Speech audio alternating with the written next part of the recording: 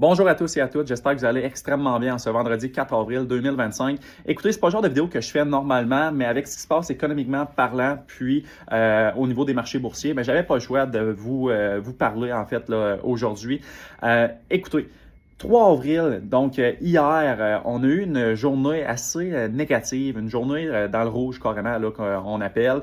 On a eu des records au niveau du marché US, un record depuis les 5 dernières années où est-ce qu'on a subi le pire des reculs. C'est pas le genre de record qu'on aime vivre, mais on l'a vécu pareil. Donc, je vous donne quelques chiffres, mais au niveau du Nasdaq, des indices qui représentent le marché US, on a eu un recul de 6%. Au niveau du S&P 500, 5% de recul. Au niveau du marché canadien, ben, les reculs ont été moindres, mais quand même là, un recul des alentours de moins 1,5%. Beaucoup suite à l'annonce de Trump, en fait, son nouveau plan de match au niveau des tarifs qu'il a mis en place, là, le plan de match qu'on a vu passer un peu partout là, mercredi en fin de journée.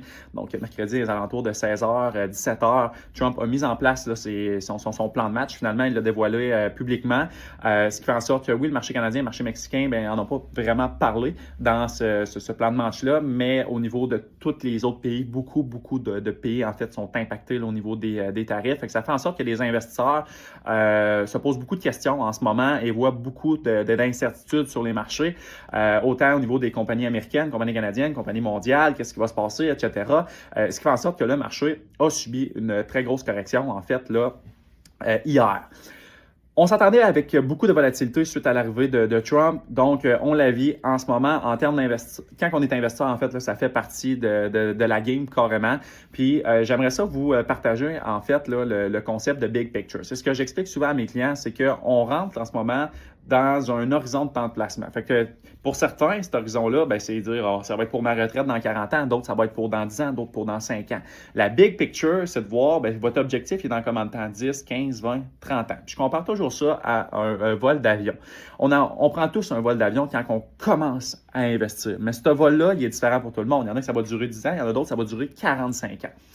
Mais ce vol-là, quand que le pilote appelle dans l'avion puis qui dit écoutez, là, on vit là, une zone de turbulence en ce moment. Pendant X nombre de temps là, sur notre horizon de temps de placement, on vit une turbulence. Eh bien, il faut laisser ses émotions de côté. Il ne faut pas dire, ben moi, je prends toutes mes affaires, puis je rouvre la porte de l'avion, je saute en bas, pas de parachute, puis il arrivera ce qui arrivera. On s'entend-tu que c'est absolument pas la situation idéale? Bien, c'est le même principe. En investissement, il faut laisser ses émotions de côté parce que les émotions, c'est notre ennemi numéro un. Notre pire ennemi, c'est pas le voisin, c'est pas la personne qui passe dans la rue, c'est pas les médias. L'ennemi numéro un de l'investisseur, c'est soi-même. Pourquoi? Parce qu'on devrait penser comme des robots. On devrait penser comme des robots, mais malheureusement, on n'est pas fait comme des robots parce qu'on a ce qu'on appelle les émotions. Les émotions, c'est ce qui fait en sorte qu'un investisseur va bien réussir ou ne va pas réussir du tout. Benjamin Graham, le mentor en fait de Warren Buffett, disait, Warren Buffett qui est un des plus gros investisseurs dans le monde, c'est sûr et certain que vous le connaissez, même Benjamin Graham aussi. Aujourd'hui, il est décédé bien évidemment. Il disait, l'ennemi numéro un à l'investisseur, c'est les émotions. Ce sont les émotions. Fait que c'est tout ça pour dire qu'il faut garder son sang-froid en ce moment et laisser ses émotions de côté parce qu'il fait en sorte, encore une fois, que quelqu'un, c'est un bon investisseur versus un mauvais, c'est est-ce qu'il laisse les émotions rentrer en jeu. Donc, oui, il y a beaucoup de volatilité. Oui, c'est ce qu'on vit en ce moment depuis le début de l'année. J'ai souvent des gens qui me disent « Hey Laurent Charles, j'aimerais ça avoir le plus de rendement possible. Le plus de rendement possible. » C'est beau. Tu sais, l'année passée, là, peu importe où est-ce qu'on est rentré sur les marchés, pratiquement, à part en fin d'année, là, mais pratiquement n'importe où, quand quelqu'un aurait commencé à investir, bien, il a fini son année dans le positif. Qui dit « Oui, il a pris du risque. » Mais il y a eu une volatilité vers la hausse. Ça, c'est quelque chose qu'on aimerait ça avoir à toutes les années, mais ce n'est pas la réalité. Eh bien, en ce moment, on vit l'autre type de volatilité, la volatilité vers la baisse. Ce qui fait en sorte que la personne qui veut plus de rendement, je dis toujours ça, potentiellement plus de rendement, potentiellement plus de risque aussi, mais le risque, c'est quoi? C'est la volatilité. Ce qui fait en sorte qu'en ce moment, il faut encore une fois vouloir aller chercher les bons côtés, mais aussi pouvoir subir les moins bons côtés, comme ce qu'on vit en ce moment. Fait que c'est super important de toujours se rappeler du concept là, de vraiment de big picture, de regarder ça avec le sang-froid de dire, ben là, ça, c'est 3 mois pendant combien d'années que je vais être investisseur. Puis quand on regarde le graphique là, en totalité, ben, c'est une toute petite période de temps. Fait que quand même qu'on vit une correction en ce moment, tu sais, je pense en fait que c'est super important là, que je vous parle de ça, là, du concept de big pictures, parce qu'il y a beaucoup de gens qui m'écrivent, qui me disent, hey, Laurent-Charles, là, il y a beaucoup de volatilité, qu'est-ce qui se passe, récession, etc. Gardez votre plan de match, puis sortez vos émotions. Ça, c'est super important. Puis même, je pousse encore plus loin. En ce moment, les marchés sont en rabais. Ils vont être en rabais aussi. Fait que ça va être de très belles opportunités pour rajouter de l'argent dans les marchés. Parce que c'est comme si on arrivait au concessionnaire, puis c'est les soldes. Les soldes. Ben, on se dit, ben là, c'est intéressant d'acheter, c'est intéressant. Tout est en solde. Ou encore, on va à l'épicerie, tout est en rabais, 50%.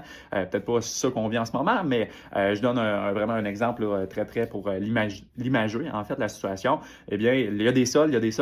Ben, c'est le temps de remplir son panier d'épicerie puis de racheter parce que ça se peut que dans 1 mois, dans 2 mois, dans 1 an, en fait, les soldes ne soient plus là.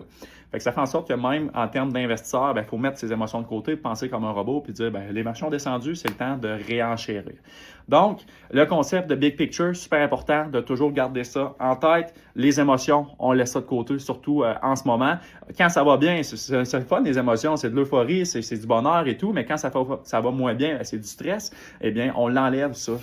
Autant les émotions quand ça va bien que quand ça va moins bien, c'est super important de laisser ça de côté, puis toujours garder en tête qu'on est dans un voyage qui va durer plusieurs années, voire des décennies pour certaines personnes. C'est toujours de savoir, là, on s'en va là-bas, ce qui se passe pendant, là, entre l'arrivée et finalement le point de départ, bien, il va en avoir de la turbulence, c'est sûr et certain. Eh bien, c'est de garder son sang-froid pendant cette turbulence-là, comme qu'on vit en ce moment. Donc, je vous souhaite une excellente fin de journée à tous et à toutes. Prenez soin de vous autres. Puis si vous avez des questions, commentaires, vous voulez discuter un peu de ce qui se passe sur les marchés, ça va me faire plus que plaisir de discuter avec vous autres. Donc, je vous souhaite encore une fois une très belle fin de journée.